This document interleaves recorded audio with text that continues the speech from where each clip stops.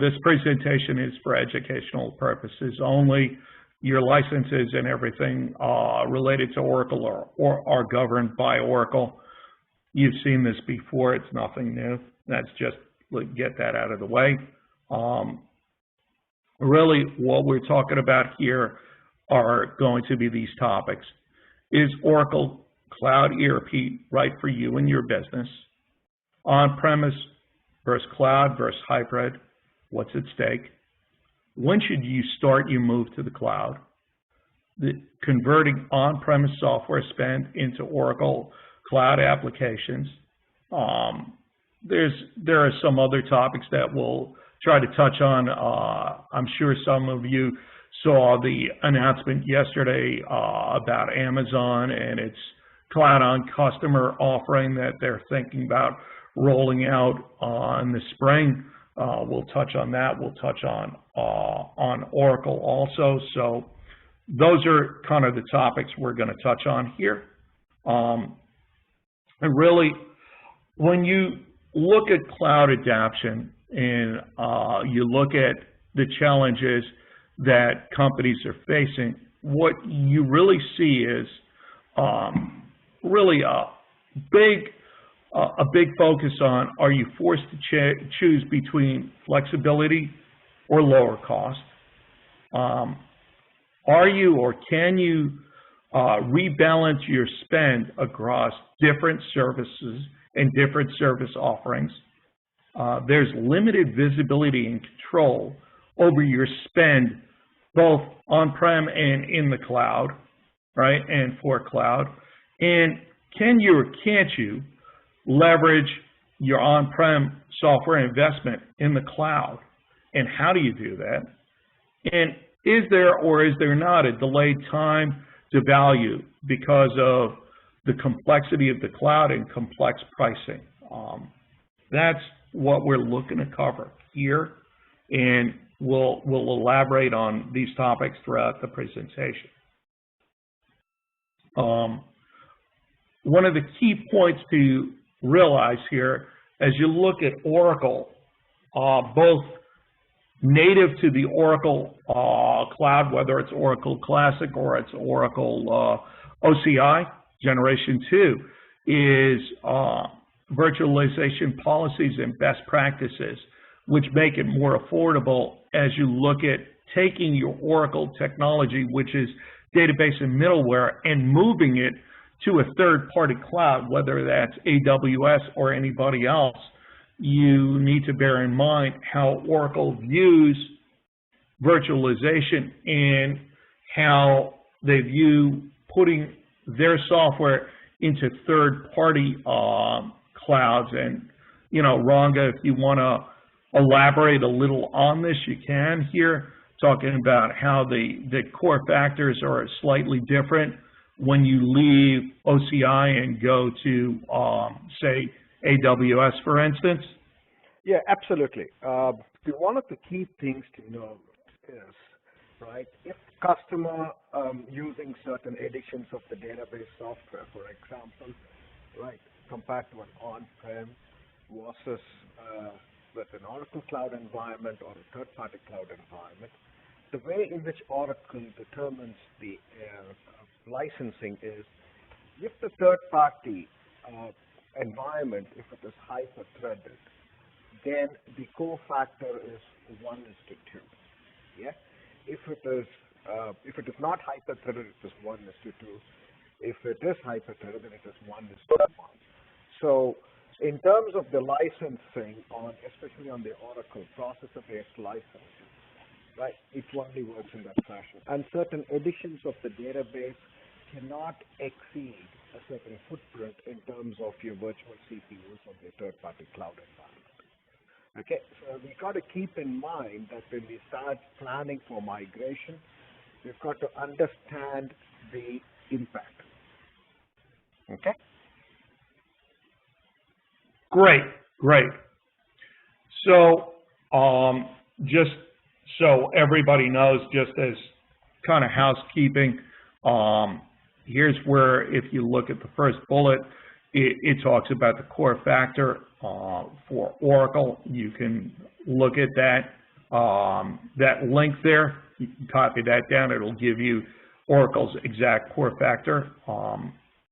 You could also see what their policies are there for virtualization, their partitioning policy, both soft and hard and trusted, which those 3 items, 4 items, really are paramount when you look at a hybrid cloud where you've got some on-prem licensing and that you're using on-premise, and also flexing out to use a cloud, whether it's cloud at customer or whether it's Oracle or third-party cloud. And Ranga, I don't know if you think it would be a good idea just to talk a little about soft partitioning and hard partitioning and what Oracle talks about with that before we get into the cloud discussions overall.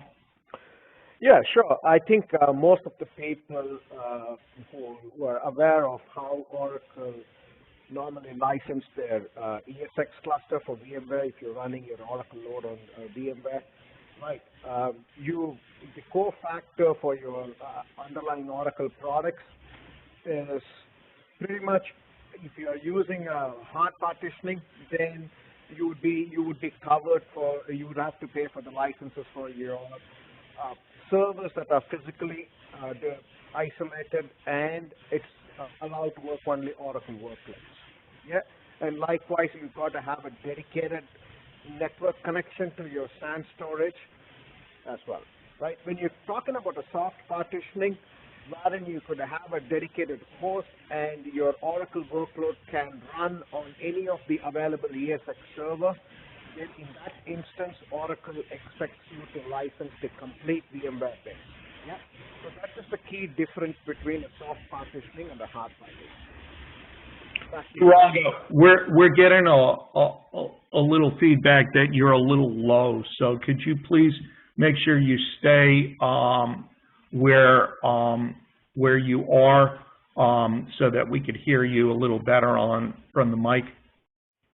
Sure. Okay, great.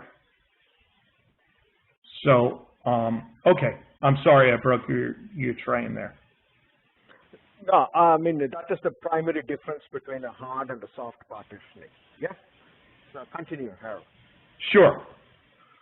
So everybody today, I think, knows that Oracle no longer sells by product per se. They sell universal cloud credits, and the intent of the universal cloud credit is to allow customers a simpler buying experience, greater flexibility, and ease of expansion.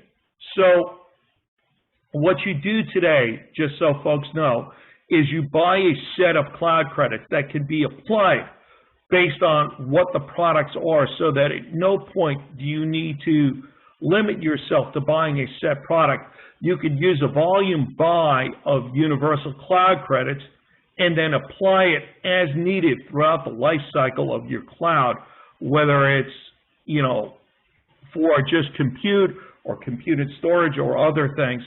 And Oracle is offering several different variants for you, whether it's the pure infrastructure as a service, where you're just buying the infrastructure to run your own licenses on, or you could use platform as a service, where it includes both infrastructure and database and middleware, or they have got another version that allows you to bring your own on-premise license into the cloud, whereby you reduce the cost for the platform licensing by bringing the technology licenses that you need in order to run it on there. So there are some variants, and I don't want to get this whole webinar tied up on how to price cloud. So, you know, if there are questions about it, we can get to it later, or we can have a sidebar. And I think most of the folks are more interested in this and really the technology of moving, whether it's EBS or JD Edwards or PeopleSoft. We're using EBS as the example here, but it's the same regardless of which of the Oracle ERPs you're looking to move to the cloud. And With that, Ranga, I'm going to kind of turn it over to you. Sure. Okay. So what we are seeing on this slide is the different services that that are currently offered on the Oracle Cloud infrastructure, right? So we have the compute shapes, which is nothing but your infrastructure as a service, right? Then you've got your networking service, which will help you to have your virtual private network, and you can expand your on-prem network onto the Oracle Cloud. Ranga, you've got to stay closer to the mic. I'm sorry. Yeah, I am closer to the mic. Okay, hopefully you're clearer now.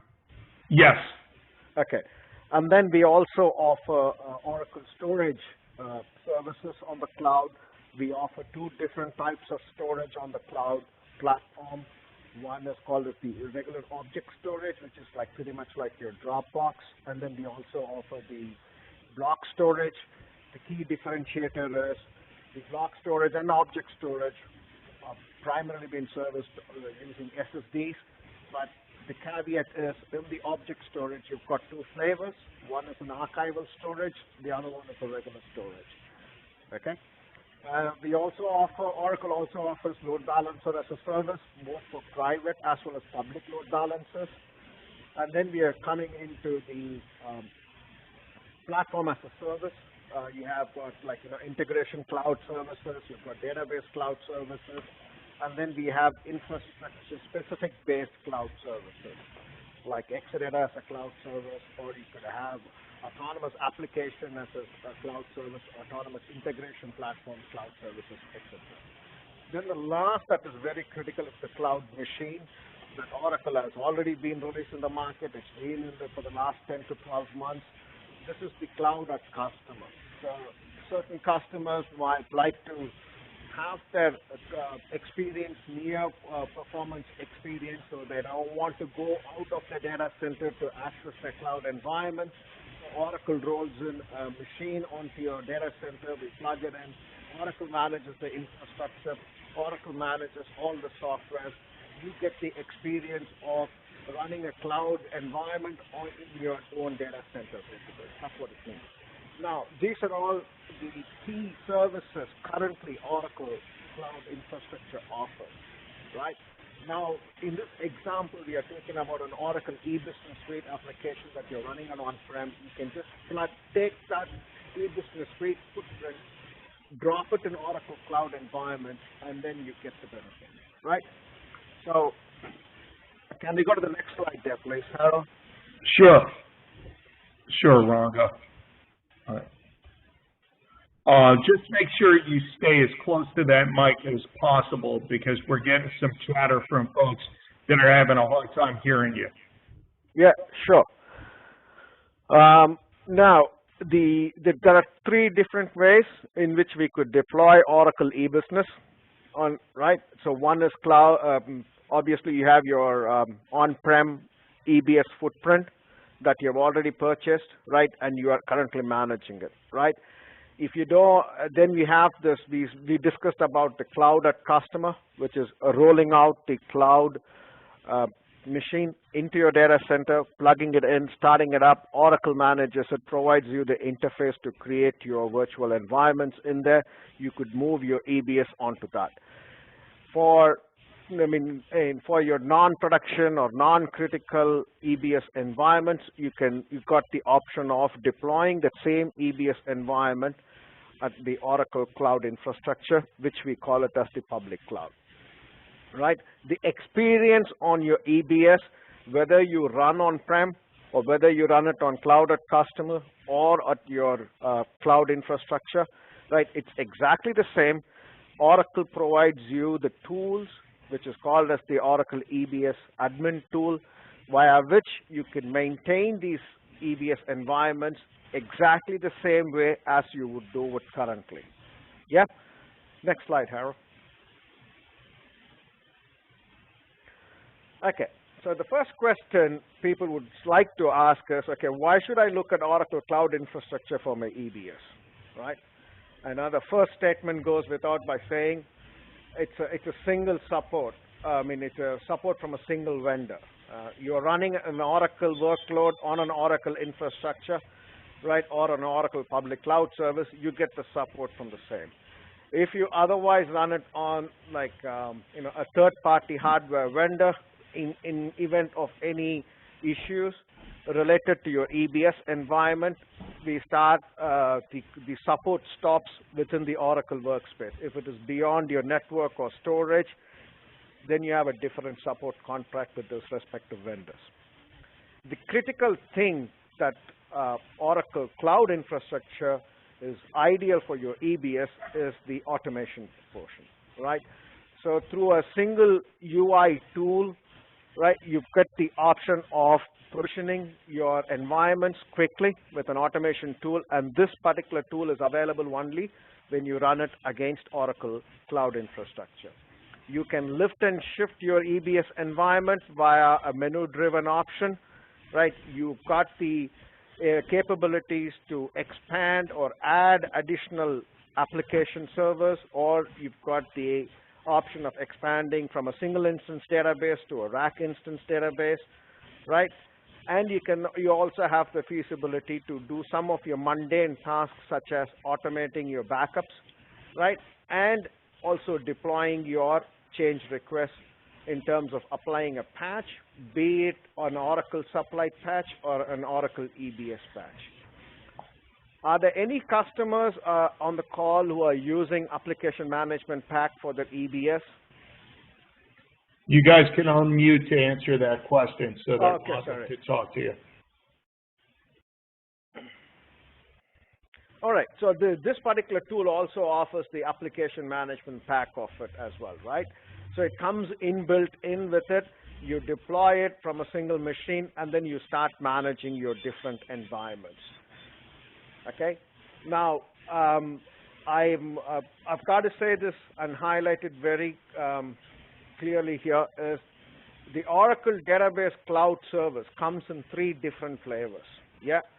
The most expensive one is the Oracle Exadata Cloud Service, right? Among the 3 options.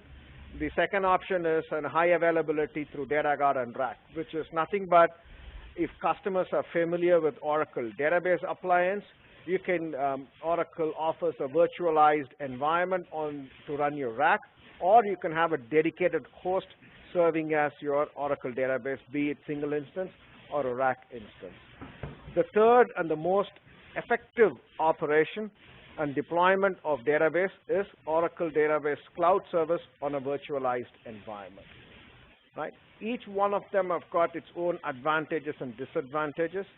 The advantages is more in terms of what is the network bandwidth that is available between your Oracle database machine and your storage tier, number one. The second advantage is the shape and the size of your network interface cards. Yeah, Oracle guarantees the specific IOPS. It guarantees the network latency. It also guarantees for availability. No other cloud provider offers the 3 levels of service guarantee for your infrastructure components. Okay. At a very high level, the Oracle EBS Cloud Admin Tool gives you 3 important things. One is ability to provision a new EBS environment, or you can provision or expand or scale out your database or your application tier. Right? The second thing is lifecycle management. You want to patch, apply a patch, or roll out your changes from your SDLC through your SDLC cycle. You can control those via lifecycle management using the Cloud Admin. This otherwise, normally customers use the Oracle Lifecycle Management Pack that comes as part of Oracle Enterprise Manager to do it. Right? The third option that it provides us is the lift and shift capability, right? Meaning you take an existing footprint of your EBS environment, existing topology, you don't have to change anything, you just migrate it to the Oracle Cloud. Meaning lift and shift, forklift it, no need to upgrade, you don't have to worry about it. Once you have your environment on the cloud, then it becomes pretty much your environment that otherwise you would have it on your on-prem. using that lift and shift methodology, what it provides us, it also gives us the capability to bring your own, to move your customizations otherwise. Okay? Now, using the Cloud Admin tool, you've got three options in terms of deployment. I want to have one big box, and I want to run my application tier and my database tier in a box. That is one option. It's primarily used for your demo or sandpit environment, or just to verify the patch has not broken your environment. You don't want to have and spend the time of doing it on your other environments, or which is deemed critical. You deploy your EBS on a single environment. The second is the multi-node computes. These are primarily VM virtual machines, wherein you have dedicated virtual machines for your application tier and a dedicated database virtual machine. You can move it in that particular fashion. This is ideal for your test, dev, QA sort of environments, right? The next is the critical that we always recommend customers is to deploy your database on an Oracle Database Cloud Service, which is the Oracle PaaS offering, and you deploy your applications on dedicated virtual machines. This is primarily for your production environment, which has got a much better performance expectations there. Yeah. Now let's look at some of the key components of this admin tool, right? First thing is this particular tool is available in the marketplace, so you don't have to do anything. You download the image. When you start the image, you're pretty much ready to go and manage your EBS environments. No need to do any additional installation, etc. What it uses behind the scene is pretty much if customers are I've got a knowledge about Puppet, right, which is one of those automation tools for software provisioning. It uses pretty much that. Second thing is you can manage your on-prem environment as well as your cloud environment. Why is this offering available? Is some customers would like to move their non-critical, non-production environments to the cloud but leave the production environment on-prem. So in that case, your development happens on your cloud environment, and you want to roll up those patches and changes and move it to your Oracle prod. That's the second thing. And then the Oracle EBS Cloud Admin tool communicates with the EBS Cloud Storage and use that cloud storage as its repository and keep a tab of your footprints, your releases, your patch set levels, your gold image of your EBS environments. The Cloud Admin tool also integrates with the backup storage. So when you are going to be scheduling your backups of your critical, non-critical environments for longer term retention, you can simplify this whole administrative process of that using the Cloud Admin tool. Then obviously, there is a sandbox provisioning utility, which is nothing but, as I said, it's all in one box. So your application tier, your database tier, your web tier, everything sits in a single box there. So these are all the 5 components of your Cloud Admin tool. Okay. Now, how does it work is the question, right? So the first thing when the Cloud Admin tool looks at it is looks at your current deployment, current footprint, understands the topology of your EBS environment, right? And then it's going to ask via a menu-driven process as, okay, how do you want me to deploy this onto the cloud? When I say cloud here, I'm referring to Oracle Cloud only, right? It's going to say, okay, I want to first take a backup of your cloud application tier, or meaning I want to take an image of your application tier. Then it's going to take backup of your Oracle EBS database, and then it provisions those services on Oracle Cloud inside your tenancy based on your network and security model, right? And then it restores those environments for you. Now, again, here I'm saying you've got 3 options of deploying your database cloud service on a virtual machine, or a database cloud service on a dedicated hardware for faster performance, or you can always go to the Exadata Cloud Service, provided your EBS footprint is massive in terms of the database size and expected performance level.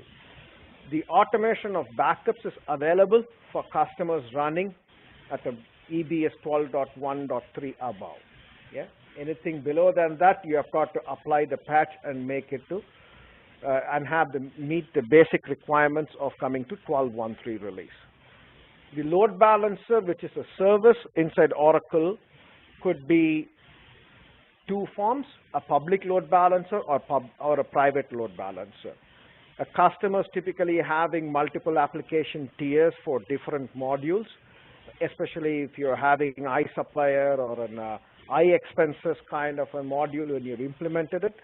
Those needs to be available and accessed from the public, whereas your HR modules or your finance modules, you want to have it through a private load balancer. You can deploy those options via the Cloud Admin tool. All right. And you can also do, how does this multi-node application tier model works on EBS is it takes a backup, as we said, it takes a backup of your application tier, creates a gold image in your EBS cloud container, and then you just say, I want to add another node to my existing dev environment or an existing QA environment. The moment it recognizes that you've got more than one application tier, what it does is it automatically provisions your load balancer, so you don't have to worry about changing your configuration. It takes care of managing your EBS environment pretty much. Like the same situation holds good when you want to do your cloning of EBS environment as well, right? So all your auto configs, your pre-clone steps, the post-clone steps is all taken and managed via EBS admin tool. You don't have to do anything manually, pretty much. Yeah. So how do we do that to the cloud? How do we bring your on-prem environment to the Oracle Cloud? First is we got to have your, you got to extend your on-prem network to the cloud. When I say extend your network, this is one of the things that whether you might want to choose or you don't have to.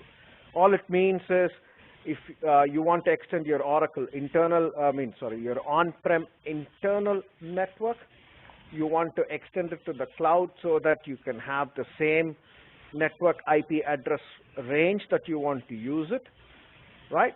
You extend your network, and then the connectivity between your on-prem and the cloud infrastructure is established either using a dedicated tunnel, which is pretty much very similar to your MPLS connections, what we call it as the fast connect connections in Oracle, or you can build a virtual private network secure tunnel over the internet as well.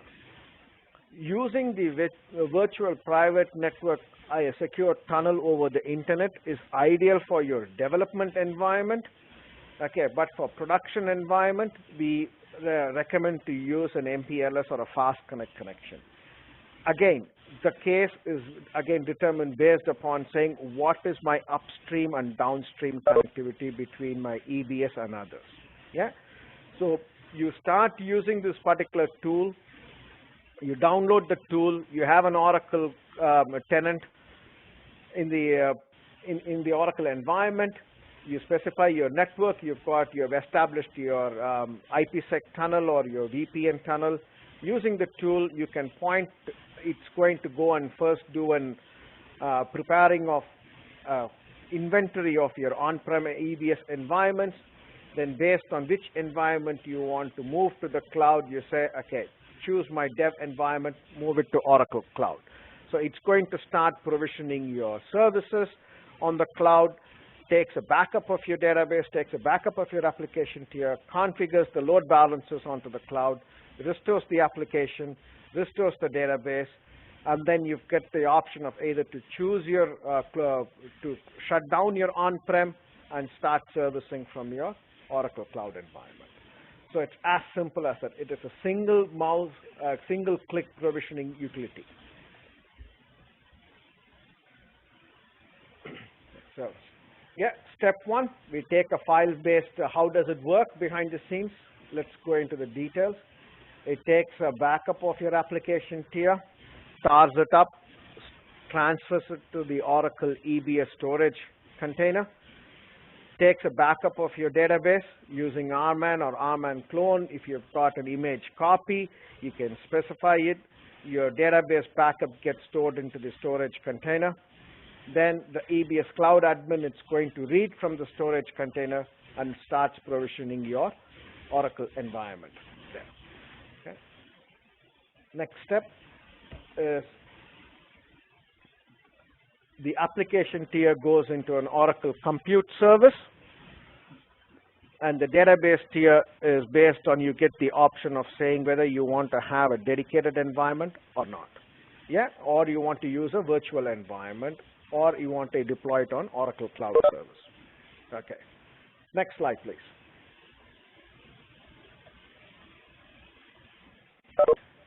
Again, this tool gives the flexibility to expand your application tier or your database tier. You don't have to write a separate code. You don't have to rewrite your auto config. You don't have to do any of those things. Everything gets, your context files gets updated automatically, and it's ready to be deployed. Yes, next slide, please. Using the tool gives the flexibility to do a fast clone. If customers have got used to the Oracle Application Management Pack EM, it replaces that features.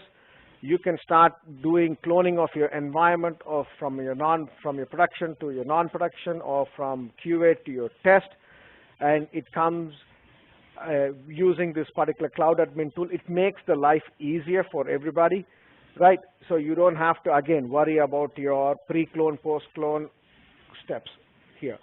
Keep in mind, every environment in Oracle Cloud is all encrypted at rest. Next slide, Harold.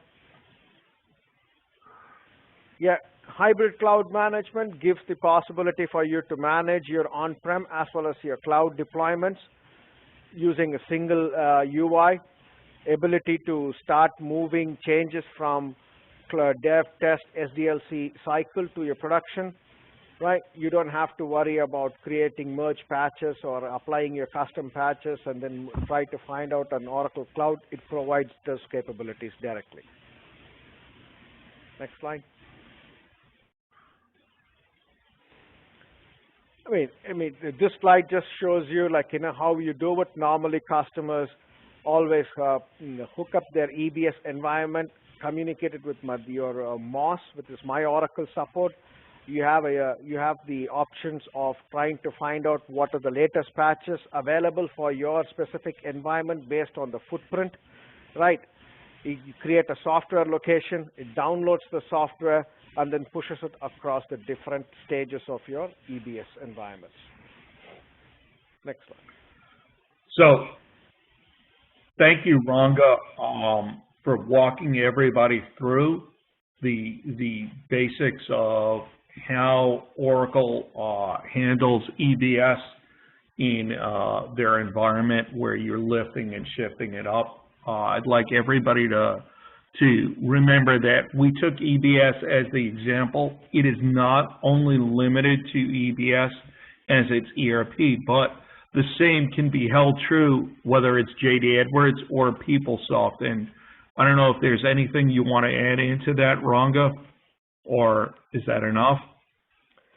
Well, in terms of other ERP mechanisms, right, so you've got different options. I mean, you touched upon PeopleSoft, JD Edwards, right? You could also, like, migrate using similar capability, similar tooling that is available, right, for your other ERP systems as well, right?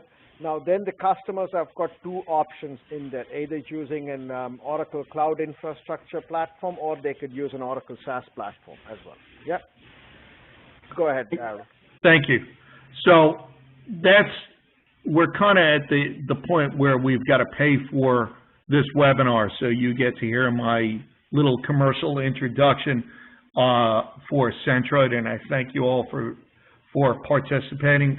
Really, for those of you who don't know who Centroid is, We've been around since 1997. We have over 300 or so Oracle professionals that work for us with offices throughout the U.S. and in Hyderabad, India. We're an Oracle Platinum partner, specifically a top 5 strategic partner. We are an MSP and Velocity partner, and we're also one of a handful of select MSP certified cloud partners. We've won numerous awards. Most recently at Open World, we won the Cloud Innovation Partner of the Year award this year. When you look at what we do, we are an IT consulting firm that does project-based solutions, customizations, upgrades, managed services, hosting, Oracle licensing, Oracle license consulting, pre-cloud assessments, cloud migrations. There's a plethora of stuff on these next slides as far as what we do, but suffice it to say, we are an entire Oracle Red Stack shop, starting down at server and storage level, running up through the OS, into the database, out to the mid-tier, and all the way out to the front-end ERP and Edge applications like EBS, JD Edwards, Hyperion, Oracle Identity Management, Oracle Business Intelligence, and we also have the capability of multi-cloud integration, so it's not only Oracle, but we can integrate with AWS and other cloud platforms so that those of you who are multi-cloud service users, we have the ability to do that.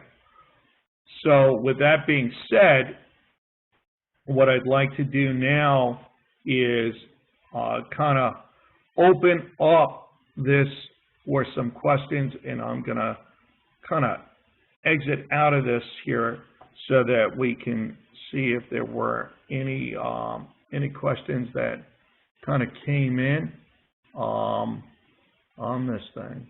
Let's see.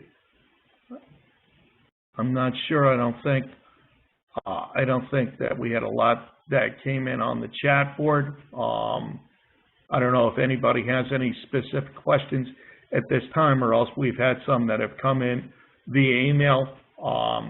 Ranga, do you have a question or two that came into you via email, either from Bob or prior to the webinar? I did. I've got two critical questions which I've picked up. Right. Sure. The first question I received was like, why should we look at Oracle Cloud if you have already invested or planning to invest on a competing cloud service, right? It's a very valid question that most customers have, right? Oracle is always looked at as a very late entrant to the cloud market. But I would gotta say to those customers is the ideal platform to run your Oracle workload, specifically Oracle workload, there is no better cloud provider that can offer a better quality of service and user experience, right, than Oracle provides. That's number one.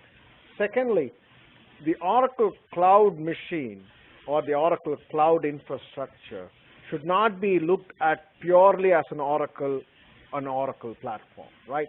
You can bring in any type of workload which is non-Oracle. And when you run it on an Oracle environment, right, or an Oracle Cloud environment, there is a remarkable difference in terms of performance and expectations because of three important reasons. As I said before, Oracle is the only vendor that offers three guarantees or service level guarantees. The first is availability. The second is the network reliability. The third is the IOPS performance, right? What it means by provisioning giving a guarantee is if Oracle fails to meet on any one of these three categories, the customers get a credit back onto their cloud environment. That's the first question I received, right? So Ranga, before you leave this for a minute, because I received this question, I think it relates or it tags onto that statement a little bit. I know a lot of folks saw yesterday that release about Amazon and their cloud customer and the fact that it's designed around VMware. And the question that I had received is, how does that all play into somebody that is running Oracle and is thinking about that? Is there a relationship with performance, whether it's with Redshift or any of the other Amazon products as it compares to Oracle?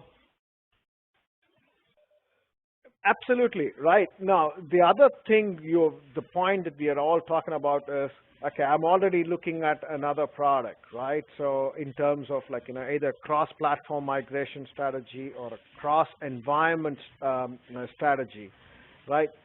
The thing that we need to pretty much look into that is, okay, what is the impact of me moving away from one environment to the another environment? What's the impact to my business? Second thing is the cost of doing that particular migration strategy.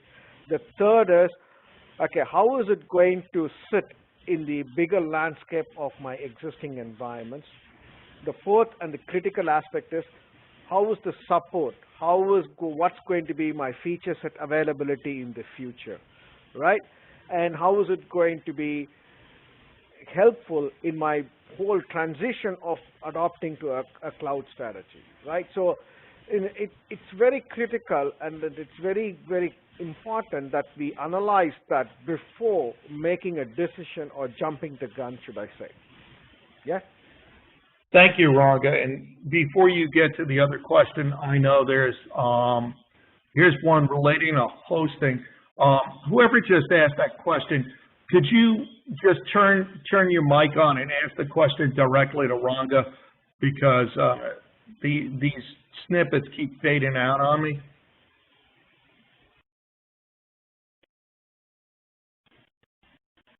I guess.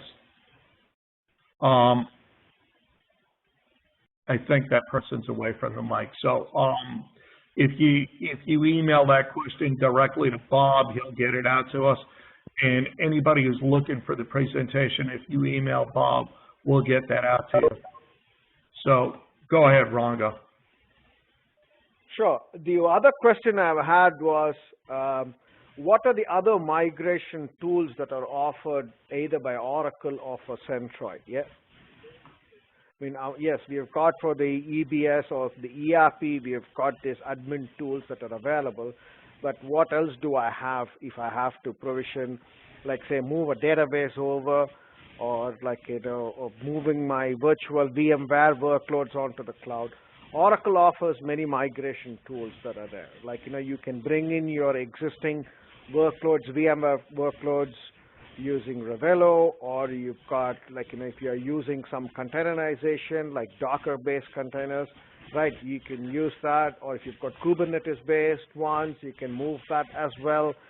And if you're running a non-Oracle or non-Linux or Unix-based systems, if you've got Microsoft-based systems, you can move that. Oracle, we are partnered with a company called Rackspace and Rackware that helps us to migrate non-Oracle, non-Linux-based systems or using a single click, right? And then it keeps it in sync. Those are all the different migration strategies we come. But let us be very clear. Every customer's migration to cloud will be different based on that specific environment. And Centroid has always adopted that every customer's migration is unique, and it's going to be designed and it's going to be developed using customers' priority as the key and the customer's input, because we always emphasize on developing a strategy which will be a collaborative effort here with the customers. Okay, I just found the question. Relating to the hosting question, what are you seeing from Oracle in terms of existing licenses move from a third-party cloud? Not sure.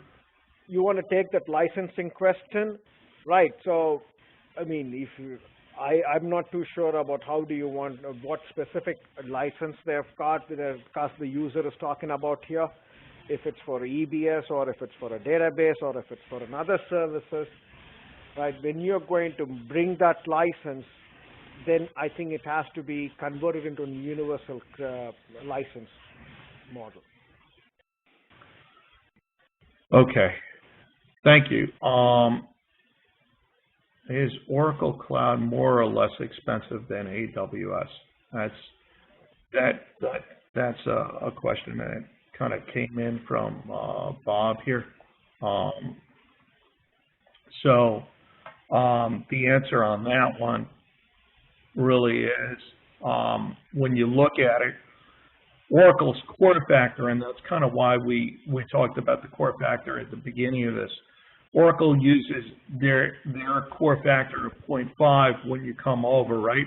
So basically, one OCPU covers two processor licenses versus when you're looking at AWS, it's a 1-to-1 ratio.